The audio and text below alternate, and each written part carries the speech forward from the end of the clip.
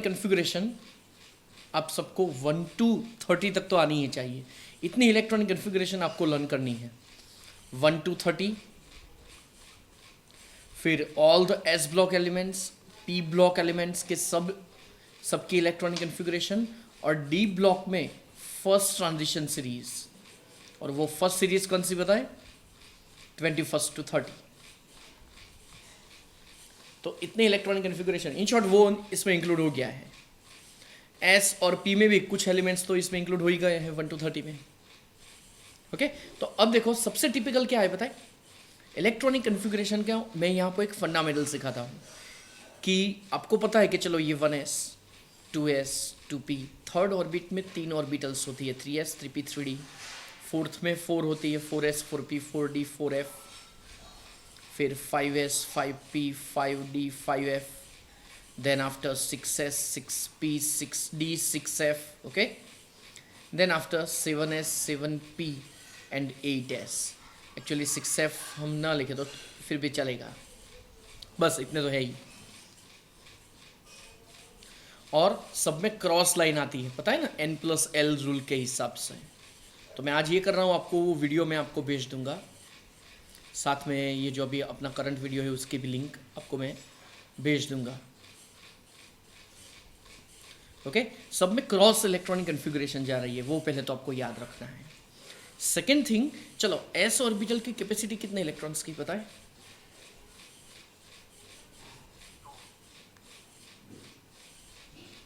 कितने, 2। फिर p electron की p ऑर्बिटल की कैपेसिटी 6, d की 10 और f की 14।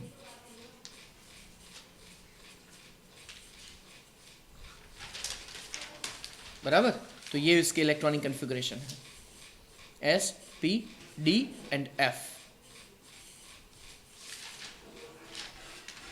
ओके चलो तो पहले s में इलेक्ट्रॉन्स जाएंगे, फिर पहले 1s में, फिर 2s में, फिर 2p में, फिर 3s में, फिर 3p में।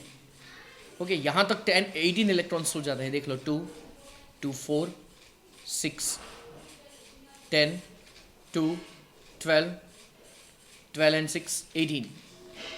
then after 4s and then after 3d। तो पहले इलेक्ट्रॉन्स 4s में जाएंगे, बाद में इलेक्ट्रॉन 3d में जाएंगे।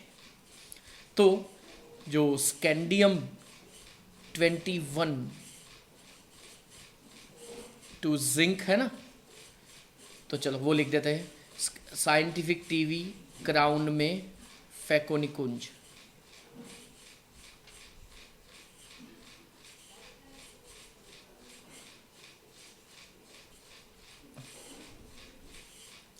आपको इसका एटॉमिक नंबर अगर आता है तो फिर you will be able to write the electronic configuration. अब देखो अभी आपने देखा कि यहाँ पे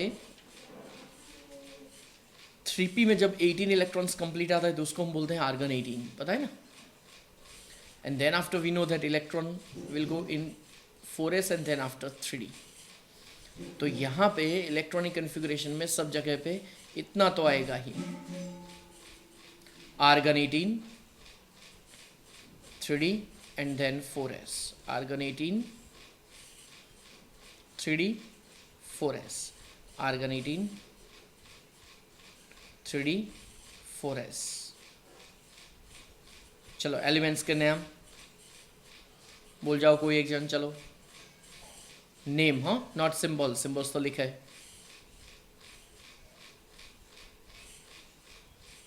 चलो fast,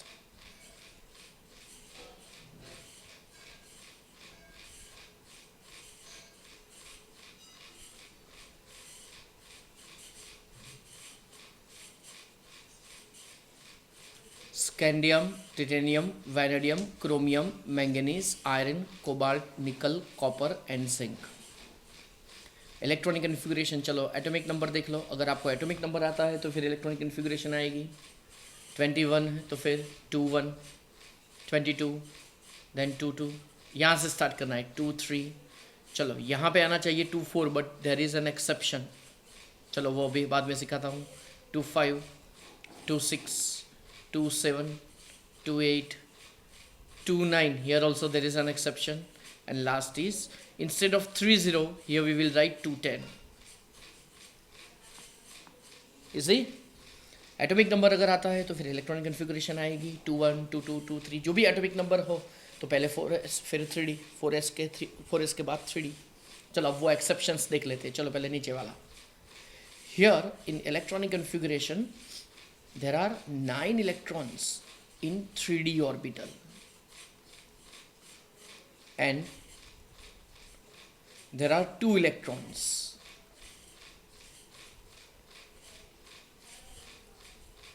just a minute in 4s.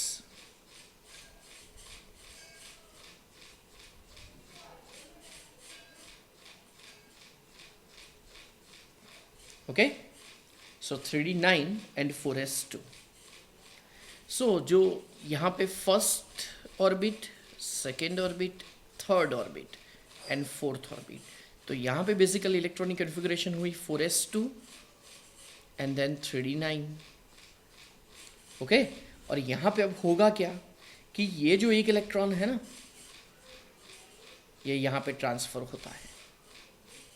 4s में जो 2 इलेक्ट्रॉन्स है, 3d में जो 9 इलेक्ट्रॉन्स है, so 1 electron from 4s it is transferred to 3d to get more stability. Means 3d 9 से ज़्यादा 3d 10 स्टेबल है. 3d 9 से ज़्यादा 3d 10 स्टेबल है. So that here 1 electron from 4s it is transferred to 3d. So that electronic configuration क्या हुई, चलो बताओ. इलेक्ट्रॉनिक कन्फिगरेशन क्या हुई यहाँ पे, 4s1, यहाँ पे एक इलेक्ट्रॉन ट्रांसफर हो गया, सो 4s1 और 3d में 10, because 3d 10 is completely filled and which is more stable than 3d 9. Similarly here 3d 4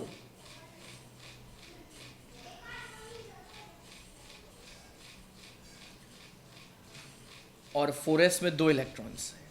half field is more stable then 3d 4 और 3d 6. That's why here 1 electron from 4s it is transferred to 3d. So that here also there is an electronic configuration.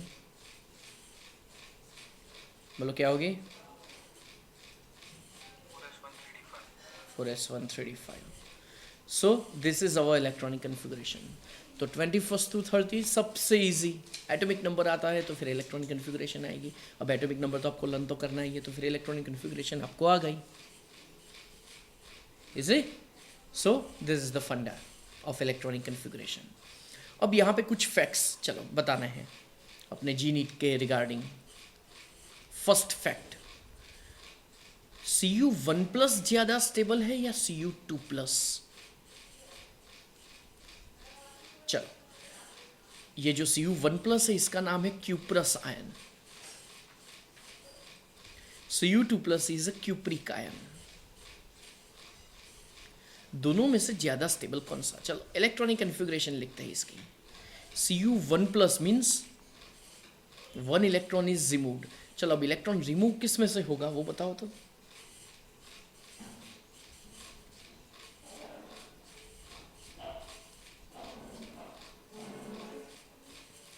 तो 4s and 3d.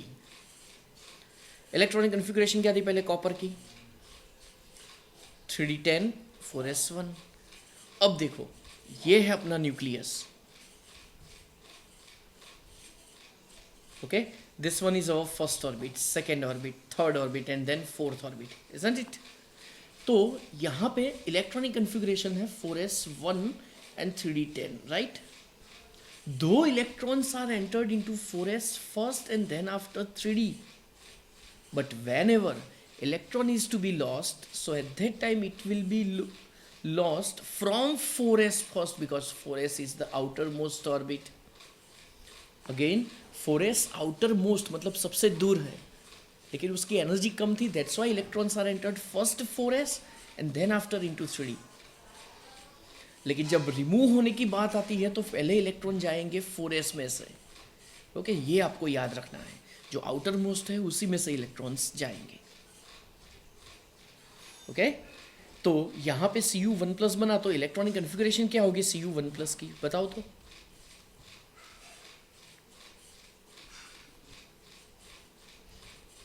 Configuration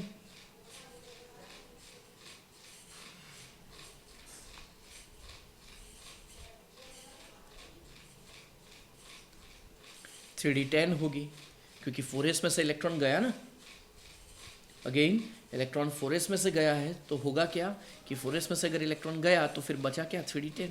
चलो अगर मैं Cu2+ लिखूँ तो पहला electron 4s में से जाएगा and then after electron will be lost from 3d। तो Cu2+ की इलेक्ट्रॉनिक कन्फिग्रेशन 4s का एक गया और 3d का एक गया, तो 3d9। तो दोनों में से ज़्यादा स्टेबल कौन सा?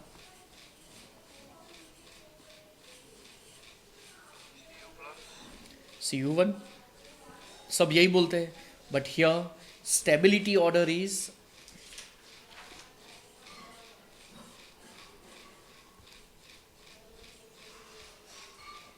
Cu1+, Cu2+, तो ज़्यादा स्टेबल है Cu2+, because only on the basis of stability of electronic configuration, stability of ion cannot be considered. At that time, heat of hydration is considered. Heat of hydration means while reacting with water, how much heat is liberated. Again, heat of hydration means while reacting with water, that with that particular ion, how much heat is liberated. तो heat of hydration जिसकी ज़्यादा होगी उसकी stability ज़्यादा होगी. So heat of hydration is directly proportional to the stability of ion. तो अब दोनों में से ज़्यादा स्टेबल कौन सा, अब बोलो चलो। तो Cu2+ ज़्यादा स्टेबल है, मीन्स उसकी हीट ऑफ हाइड्रेशन ज़्यादा है। ओके, ये कुछ फैक्ट्स आपको याद रखने हैं कि आगे आपको ये सिखा है कि इलेक्ट्रॉनिक कन्फिग्रेशन कौन सी स्टेबल। तो अभी सिखा है कि 3d10 is more stable, that's why 1 electron is transferred from 4s to 3d to get stability. लेकिन यहाँ पे फिर बात आती है, तो फिर 3d9 ज़्यादा स्टेबल हुआ, क्यों? क्योंकि उसकी हीट ऑफ हाइड्रेशन ज़्यादा है Cu2+ की Cu1+ से। सो हीट ऑफ हाइड्रेशन ज़्यादा, that means stability of that ion is more. Okay, second thing, second चीज़, आपने बहुत सारे क्वेश्चंस देखे होंगे, क्वेश्चन का टाइप में लिख देता हूँ यहाँ पे, calculation of unpaired ion, especially in transition metals. Transition metals पता है ना, यहाँ पे बात हो रही है सिर्फ 21 to 30 की। चलो पहले ये कंसिडर कर रहे हैं, बाद में दूसरे करेंगे। तो यहाँ पे आपको ध्यान रखना है कि मैं जो यहाँ पे सिखा रहा हूँ, this trick is applicable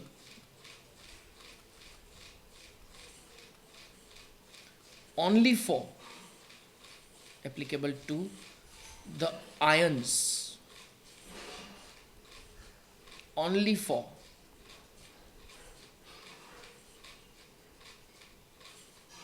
elements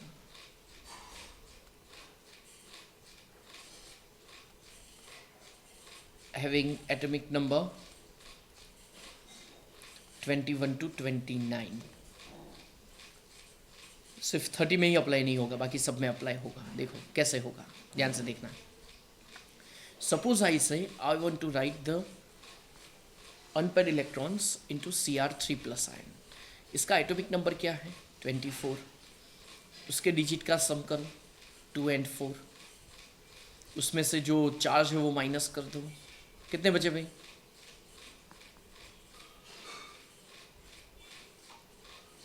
3। उस 3 को 5 बॉक्सेस में सेट करो। अगर बॉक्सेस में नहीं आता है तो अपना हाथ ले लो,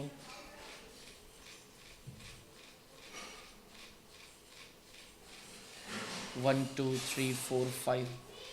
तो यहाँ पे उसमें 3 इलेक्ट्रॉन सेट करो, तो 1 2 and 3, तो 3 अनपेयर्ड।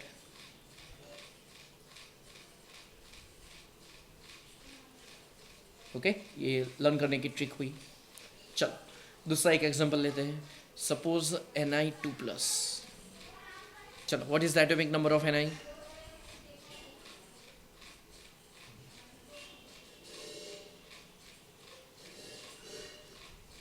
28, उसके डिजिट का सम करो, उसमें से चार्ज माइनस करो, कितने बचे 8, और 8 को 5 अपने उंगलियों पे सेट करो, तो होगा क्या?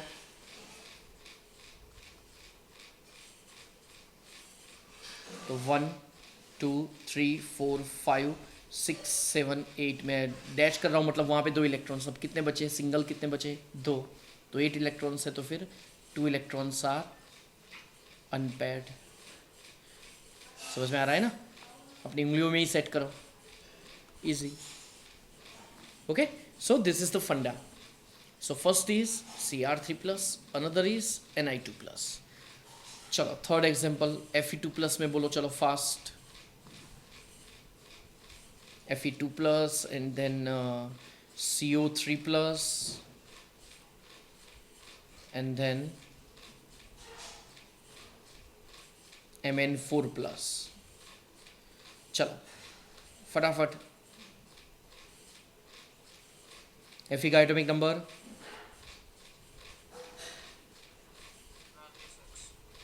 26, डिजिट का सम 6 मतलब कितने? 4 अनपेयर्ड। ओके, यहाँ पे 6 है तो फिर 4 आएगा, वो तो पता चल गया ना। चलो कोबाल्ट एटॉमिक नंबर 27, डिजिट का सम करो, चार्ज माइनस करो, 7 into 9 minus 6 अगेन, कितने? 4 अनपेयर्ड। चलो Mn एटॉमिक नंबर 25, डिजिट का सम -4 इक्वल्स 3। ओके, अब एक फॉर्मूला आपको याद रखना है। मैग्नेटिक मोमेंट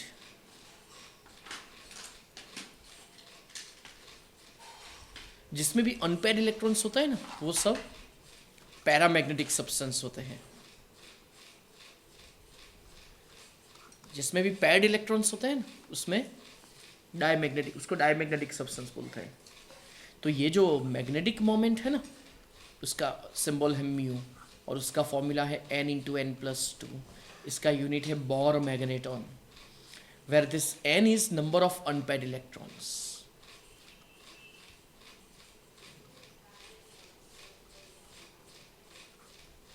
ओके, सो ये n होगा क्या? चलो अभी हमने दिखाया, जो यहाँ पे जो भी लिखा ना हमने, वो अनपेयर्ड इलेक्ट्रॉन्स वो सब n ही थे अपने। 3, then 2, then 4, then 4, then 3।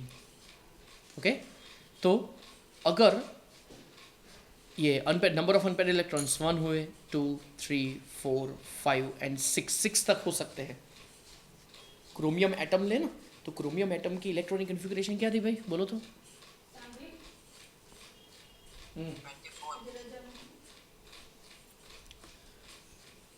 Chromium की 4s1 3d5, all the unpaired electrons are present.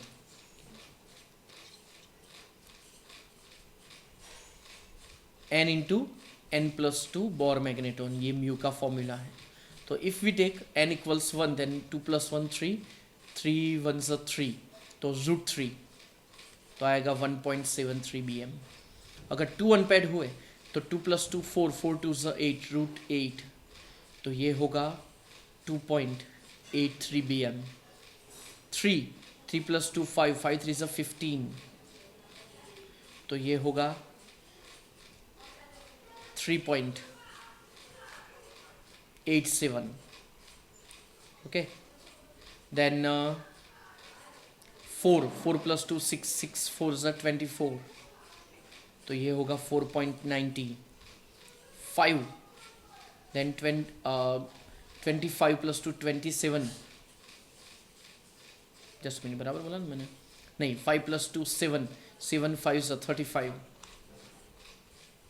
तो कितना होगा 5.92 bm। और √6, 6 + 2 8, 8 6 48, तो ये अगर 6.90 देखना पड़ेगा।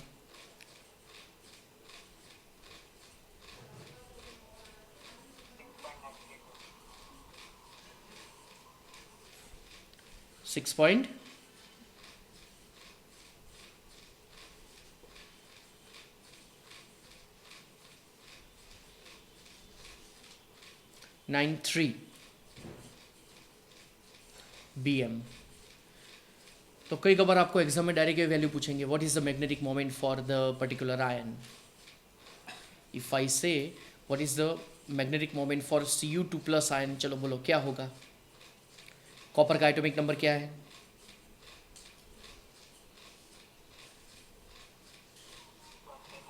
29। डिजिट का सम करो, चार्ज माइनस करो, 9 बचे। 9 को अपने 5 फिंगर पे सेट करो, कितने अनपेड बचे? 1। गुड। तो उसकी मैग्नेटिक मोमेंट क्या होगी? 1.73 BM। ओके, तो ये हुआ आज का टॉपिक।